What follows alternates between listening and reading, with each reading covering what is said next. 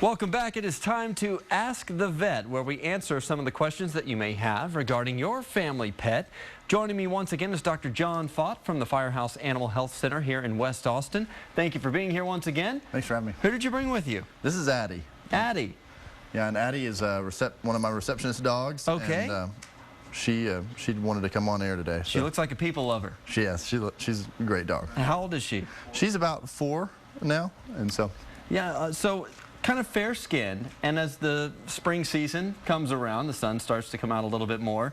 Interesting, you can actually put sunscreen on dogs. That's correct. We some dogs, not many dogs need sunscreen, but dogs like this, she's got a really thin coat and her skin's really exposed on her nose and ears, and so as the spring comes on, we worry more about sunburn, and some dogs can actually use sunscreen. Yeah, so that's a thing that they actually need. Not only can you do it, but they need it. Correct. Interesting. Yeah. So what other, dogs do you recommend? Is it just their ears and their nose? What do you need to look out for? Really, the short-haired areas. Some dogs you'll see that lay on their belly all day. If their belly doesn't have any hair on it, then they can get sunburn. If the dogs are getting sunburn, we want to try to use a sunscreen, and we want to try to use something that's safe for the dogs. So we try to steer people kind of towards the children's sunscreens for people. There's actually some dog sunscreens available, but children's sunscreen works just fine too. Anything to watch out for as far as sun exposure?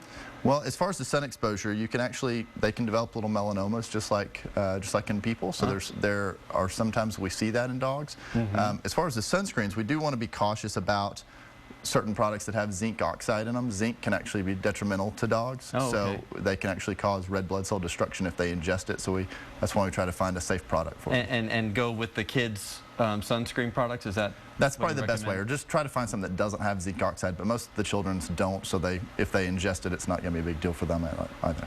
Well, we like to take some questions from our viewers, and last week we were talking about some flea products and how important flea prevention was, especially again with spring coming back around. Maybe the fleas are a little bit more active. One of our viewers wants to know if you should change flea products periodically. Yeah, that's an interesting question, and one that comes up periodically. It's we know that when you talk about livestock that have intestinal parasites, they need to change products routinely because they'll develop resistance if they don't. We don't really do that with fleas as much. There's a lot of products available, but most of the products work really well, and resistance is something that just now is kind of being talked about as far as fleas go. I believe there probably are pockets where there is some of that, but there's not. It's not a huge issue at this time. So I usually tell people if the products aren't working, just find something different, work with your veterinarian to figure out a good product going forward, but I don't think you necessarily have to be rotating them all the time. Whatever works for your dog. Correct. Another viewer wants to ask kind of a separate topic. Current options for separation anxiety. I know a lot of dogs get very attached to their owners. That's right. Separation anxiety, and true separation anxiety, is actually a much more rare thing than people, I guess, than we talk about.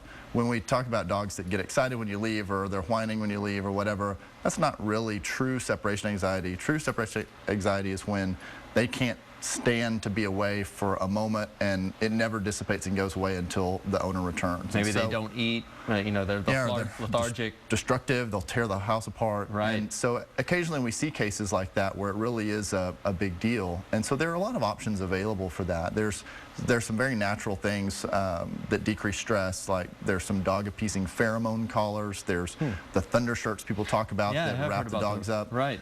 Most of that, though, is there's a lot of training and a lot of desensitization that goes into that. And in extreme cases, we'll use medication sometimes, even things like Prozac, which are kind of bizarre for people to use. But, but those can be helpful in some of those separation anxiety cases. Dr. John Faught from the Firehouse Animal Health Center in West Austin, thank you so much for being here once again. Addi, good to meet you. I love the patch on her eye. I know. So cute. All right, thank you.